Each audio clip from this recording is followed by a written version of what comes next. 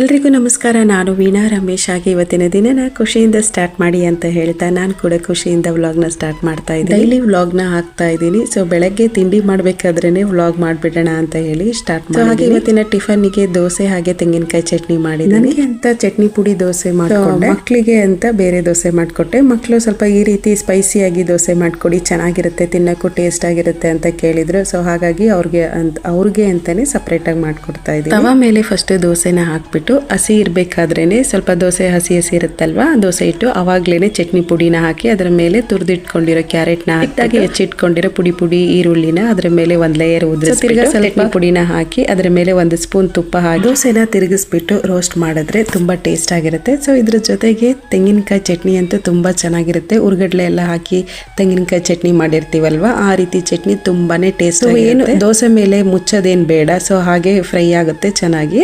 ಮಕ್ಕಳು ತುಂಬಾ ಇಷ್ಟಪಟ್ಟು ತಿಂತಾರೆ. ಮತ್ತು ನಾನು ವಿಡಿಯೋದಲ್ಲಿ ಆದಷ್ಟು ನಾನು ದೋಸೆ ಇಡ್ಲಿ ಬಗ್ಗೆನೇ ಹೇಳಿದ್ದೀನಿ, ಯಾಕಂದರೆ ನಮ್ಮ ಮನೇಲಿ ಜಾಸ್ತಿ ಅವಾಗವಾಗ ಈ ರೀತಿ ವೆರೈಟಿ ದೋಸೆಗಳು ಮಾಡ್ತಾ ಇರ್ತೀನಿ. ಮಕ್ಕಳಿಗೆ ಇಷ್ಟ ಆಗುತ್ತೆ. ಕ್ಯಾರೆಟ್ನ ತುರಿದ್ಬಿಟ್ಟು ಸಪ್ರೇಟಾಗಿ ಪಲ್ಯ ಮಾಡಿಕೊಟ್ರೆ ತಿಂತಾ ಇರಲಿಲ್ಲ, ಅಮ್ಮ ಬೇಡ ಅಂತ ಹೇಳೋರು. ಸೊ ಅವ್ರಿಗೆ ಏನು ಇಷ್ಟ ಆಗುತ್ತೆ ಆ ಫುಡ್ಡಲ್ಲಿ ಏನು ಹೆಲ್ದಿಯಾಗಿ ಕೊಡ್ಬೋದು ಅಂತ ನೋಡಿಕೊಂಡು ತುಂಬಾನೇ ಒಳ್ಳೆಯದು ಅಂತ ಅಂದ್ಕೊಳ್ತೀನಿ. ಹಾಗೆ ತಿಂಡಿ ಜೊತೆಗೆ ಬೆಟ್ಟದ ನೆಲ್ಲಿಕಾಯಿ ಜ್ಯೂಸ್ ಮಾಡ್ಕೊಂಡಿದ್ದೆ. ನನ್ನ ತಿಂಡಿ ಜ್ಯೂಸ್ ಎಲ್ಲ ಮುಗಿಸ್ಕೊಂಡು ಮುಖ್ಯವಾಗಿ ಒಂದು ಕೆಲಸ ಇತ್ತು, ಸೊ ಅದನ್ನು ಮಾಡಬೇಕಾಗಿತ್ತು. ತುಂಬ ದಿನಗಳು ಅಂತಾನೆ ಹೇಳ್ಬೋದು, ತುಂಬಾ ದಿನಗಳಾದ್ಮೇಲೆ ನಾನು ಕೈಗೆ ಪೈಂಟ್ ಬ್ರಷ್ನ ತಗೊಂಡಿರೋ ಅಂಥದ್ದು. ಫ್ರೀ ಟೈಮಲ್ಲಿ ನಾನು ಈ ರೀತಿ ಎಲ್ಲ ಪೈಂಟಿಂಗ್ ಮಾಡೋದಾಗಿರ್ಬೋದು, ಮತ್ತೆ ಗ್ಲಾಸ್ ಪೈಂಟಿಂಗು, ಎಂಬೋಸಿಂಗ್ ಪೈಂಟಿಂಗು, ಹಾಗೆ ಬೇರೆ ರೀತಿ ಆಕ್ಟಿವಿಟೀಸ್ ಈ ಥರದ್ದೆಲ್ಲ ಮಾಡ್ತಾ ಇರ್ತೀನಿ. ಟೈಮ್ ವೇಸ್ಟ್ ಮಾಡೋದು ನನಗೆ ಇಷ್ಟ ಆಗಲ್ಲ. ಸೊ ಹಾಗಾಗಿ ಬೇರೆ ಈ ರೀತಿ ಏನಾದರೂ ಆಕ್ಟಿವಿಟೀಸ್ ಮಾಡ್ತಾ ಇರ್ತೀನಿ. ತುಂಬಾ ದಿನ ಆಗಿತ್ತು ನಾನು ಪೈಂಟಿಂಗ್ ಮಾಡಿ, ಸೊ ಡ್ರಾಯಿಂಗ್ ಕೂಡ ಮಾಡಿ ತುಂಬಾ ದಿನಗಳಾಗೋಗ್ಬಿಟ್ಟು ಮಕ್ಕಳ ಜೊತೆ ಕುತ್ಕೊಂಡು ಇವತ್ತು ನಾನು ಮಕ್ಕಳಂಗೆ ಪೈಂಟ್ ಮಾಡ್ತಾ ಕುತ್ಕೊಂಡ್ಬಿಟ್ಟೆ.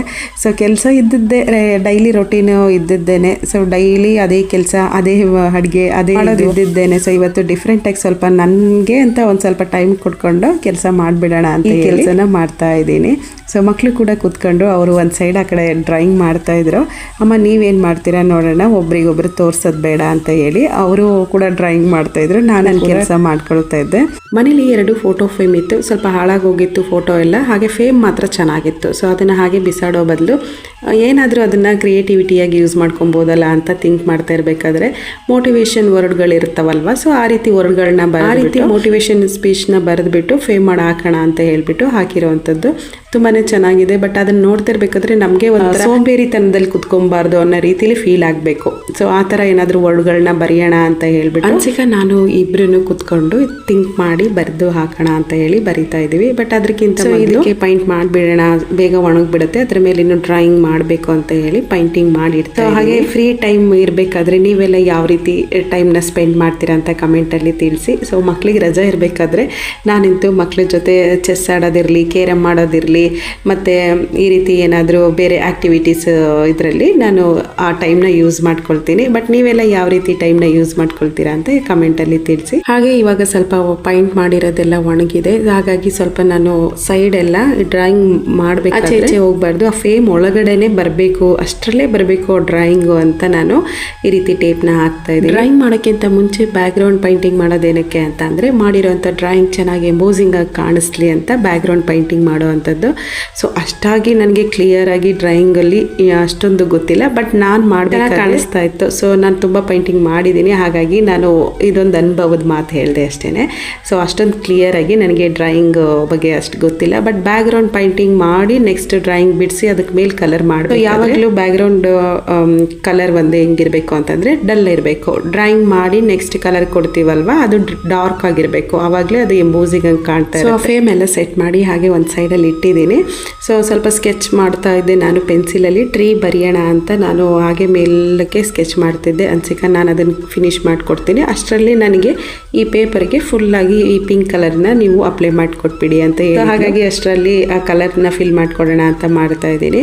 ಸೊ ಮೋಟಿವೇಶನ್ ಸ್ಪೀಚ್ ಬರಿಬೇಕು ಅಂತ ಹೇಳಿದ್ನಲ್ಲ, ಸೊ ಹಾಗೆ ಒಂದು ವೈಟ್ ಪೇಪರ್ ಮೇಲೆ ಬರೆದ್ರೆ ಚೆನ್ನಾಗಿರಲ್ಲ ಅಂತ ಹೇಳ್ಬಿಟ್ಟು ಸ್ವಲ್ಪ ನೀರು ಮತ್ತು ಡಾರ್ಕ್ ಪಿಂಕ್ ಕಲರ್ನ ಮಿಕ್ಸ್ ಮಾಡಿಕೊಂಡು ನಾನು ಇಲ್ಲಿ ಯೂಸ್ ಮಾಡ್ತಿರೋಂಥ ಪೈಂಟ್ ಎಲ್ಲನೂ ಅಕ್ರಾಲಿಕ್ ಪೈಂಟ್ನ ಯೂಸ್ ಮಾಡ್ಕೊಳ್ತಾ ಇದ್ದೀವಿ. ಸೊ ಅದು ಬೇಗ ಹಾಳಾಗೋದಿಲ್ಲ, ತುಂಬ ದಿನಗಳ ಕಾಲ ಚೆನ್ನಾಗಿ. ಡ್ರಾಯಿಂಗ್ ಶೀಟ್ ವೈಟ್ ಪೇಪರ್ ಮೇಲೆ ಕಲರ್ನ ಮಾಡಿಬಿಟ್ಟು ಅದ್ರ ಮೇಲೆ ವರ್ಡ್ಗಳನ್ನ ಬರೀಬೇಕಾದ್ರೆ ಚೆನ್ನಾಗಿ ಕಾಣಿಸುತ್ತೆ ಅಂತ ಹೇಳಿ ಈ ರೀತಿ ಐಡಿಯಾ ಮಾಡ್ಕೊಂಡು ಮಾಡ್ತಾ ಇದ್ದೀವಿ. ಸೊ ಅಷ್ಟರಲ್ಲಿ ಅವಳು ಸ್ಕೆಚ್ ಎಲ್ಲ ಮಾಡಿಕೊಟ್ಲು. ಅದ್ರ ಮೇಲೆ ಡಾರ್ಕ್ ಆಗಿ ಬ್ಲ್ಯಾಕ್ ಕಲರಲ್ಲಿ ನಾನು ಟ್ರೀನ ಬಿಡಿಸೋ ಫಿನಿಶಿಂಗ್ ಹೇಗಿದೆ ಅಂತ ತೋರಿಸ್ತೀನಿ.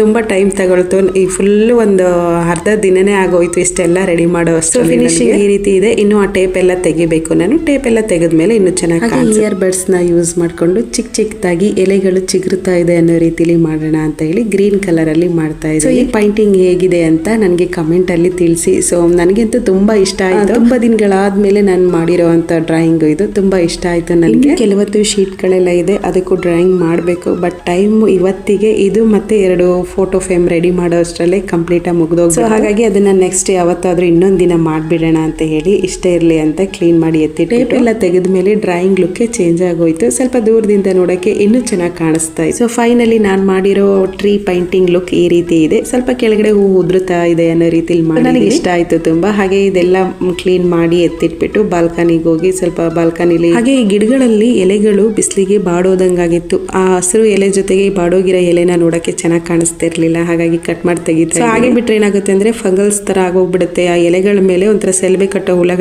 ಹುಳಗಳು ಬರ್ತಾವಲ್ವಾ. ಸೊ ಅದೊಂಥರ ಫಂಗಲ್ಸ್ ತರ ಆಗೋಗ್ಬಿಡುತ್ತೆ ಹಂಗೆ ಗಿಡ ಫುಲ್ ಆಗಿ. ಸೊ ಹಾಗೆ ಗಿಡಕ್ಕೆ ನೀರು ಹಾಕ್ಬೇಕಾದ್ರೆ ಸ್ವಲ್ಪ ಮಣ್ಣನ್ನ ಕುಬ್ಕಿ ನೀರು ಬೇರೆಗೆ ಚೆನ್ನಾಗಿ ನೀರು ಸಿಗುತ್ತೆ. ಈ ರೀತಿ ಗಿಡಗಳಿಗೆ ನಾನು ಹೇಳಿದ್ದಂಥದ್ದು ಬೇರಿಗೆ ಚೆನ್ನಾಗಿ ನೀರು ಸಿಗುತ್ತೆ. ಇದೊಂಥರ ತೆಂಗಿನ ಮರದ ಬೇರು ಬರುತ್ತಲ್ವಾ, ತುಂಬಾ ಗಟ್ಟಿ ಬೇರು, ಆ ರೀತಿ ಬೇರೆ ಇದು ಈ ಗಿಡದ ಬೇರು ಎಲ್ಲ ಕಟ್ ಮಾಡಿಬಿಟ್ಟು ಹೊರಗಡೆ ತೆಗೆದು ಹಾಕ್ಬಿಡೋಣ ಅಂತ ಹೇಳಿ ತಗೊಂಡ್ ಬಂದೆ. 2 ಫೋಟೋ ಫ್ರೇಮ್ ಇತ್ತು ಅಂತ ಹೇಳಿದ್ನಲ್ಲ, ಅದರಲ್ಲಿ ಈ ರೀತಿ ವರ್ಡ್ಗಳನ್ನ ಬರೆದು ಈ ತರ ರೆಡಿ ಮಾಡಿದ್ದೀನಿ. ಸೊ ಸುಮ್ಮನೆ ತೆಗೆದು ಬಿಸಾಡೋ ಬದಲು ಫೋಟೋ ಮಾತ್ರ ಹಾಳಾಗಿತ್ತು ಅಷ್ಟೇನೆ. ಫುಲ್ ಅದು ಫೋಟೋ ಫ್ರೇಮ್ ಏನಿದೆ ಗ್ಲಾಸ್ ಏನಿದೆ ಅದೆಲ್ಲ ಚೆನ್ನಾಗೇ ಇತ್ತು. ಸುಮ್ಮನೆ ಬೇಡ ಅಂತ ಬಿಸಾಡೋ ಬದಲು ಈ ತರ ಯೂಸ್ ಮಾಡ್ಕೊಬಹುದು. ಮೋಟಿವೇಟ್ ಆಗಿ ಏನಾದ್ರು ವರ್ಡ್ಗಳನ್ನ ಬರೆದು ಬಿಟ್ಟು ಹಾಕಿದ್ರೆ ಚೆನ್ನಾಗಿ ಕಾಣಿಸುತ್ತೆ ಡೆಕೋರೇಟಿವ್ ಆಗಿ ಅಂತ ಹೇಳ್ಬಿಟ್ಟು ನಾನೇ ರೆಡಿ ಮಾಡಿದ್ದೆ. ನನಗೆ ಈ 2 ಫೋಟೋಗಳಲ್ಲಿ ಆ ಬ್ಲೂ ಕಲರ್ ಫೋಟೋ ಫ್ರೇಮ್ ಇಷ್ಟ ಆಯಿತು. ನಾನು ಅದ್ರ ಮೇಲೆ ಬರೆದಿರೋದು life is a journey enjoy the ride ಅಂತ ಬರೆದಿದ್ದೀನಿ. ಆ ವರ್ಡ್ ತುಂಬಾನೇ ಇಷ್ಟ ಆಯಿತು ನನಗೆ. ಎಷ್ಟು ಅದ್ಭುತವಾಗಿದೆ ಆ ವರ್ಡ್ ಅಂತ. ಹಾಗೆ ಹನ್ಸಿಕಾ ಅಲ್ಲಿ ನಿಂತ್ಕೊಂಡು ವಿಡಿಯೋ ಮಾಡ್ತಾ ಇದ್ಲು. ಅಮ್ಮ ಹೀಗಾಕಿ ಹಾಗಾಕಿ ಚೆನ್ನಾಗಿ ಕಾಣಿಸ್ತಿದ್ಯಾ ನೋಡು ಅಂತ ನಾನು ಕೇಳ್ತಾ ಇದ್ದೆ. ಓ ಸೂಪರ್ ಆಗಿದೆ ಅಮ್ಮ ಅಂತ ಹೇಳ್ತಾ. ಹಾಗೆ ಇದು ನೆಕ್ಸ್ಟ್ ಡೇ ರಾಮನವಮಿ ಇತ್ತು. ದೇವಸ್ಥಾನಕ್ಕೆ ಹೋಗೋಣ ಅಂತ ಹೇಳಿ ಪೂಜೆ ಮುಗಿಸ್ಬಿಟ್ಟು ದೇವಸ್ಥಾನಕ್ಕೆ ಹೊರಡೋಣ ಅಂತ ಹೇಳಿ ಹೊರಡ್ತಾ ಇದೀವಿ. ಹಾಗೆ ನಮ್ಮನೆ ದುಂಡು ಮಲ್ಲಿಗೆ ಹೂವಿನ ಗಿಡದಲ್ಲಿ ಇವಾಗ ತಾನೇ ಹೂಗಳು ಬಿಡಕ್ ಸ್ಟಾರ್ಟ್ ಆಗಿರೋವಂಥದ್ದು. ಒಂದ್ ದಿನಕ್ಕೆ 1 ಬೊಕ್ಸೆ ಆದ್ರೂ ಹೂ ಬಿಡುತ್ತೆ. 3 ಗಿಡಗಳಿದೆ, 3 ಗಿಡಗಳಿಂದ 1 ಬೊಕ್ಸೆ ಹೂ ಸಿಗುತ್ತೆ. ಇನ್ನು ಸ್ಟಾರ್ಟ್ ಆಗ್ತಿದೆ ಮೊಗ್ಗುಗಳು ಇವಾಗ ಬಿಡಕ್ಕೆ. ಇನ್ನು ಜಾಸ್ತಿ ಬಿಡುತ್ತೆ ಹೆಚ್ಚಾಗಿ.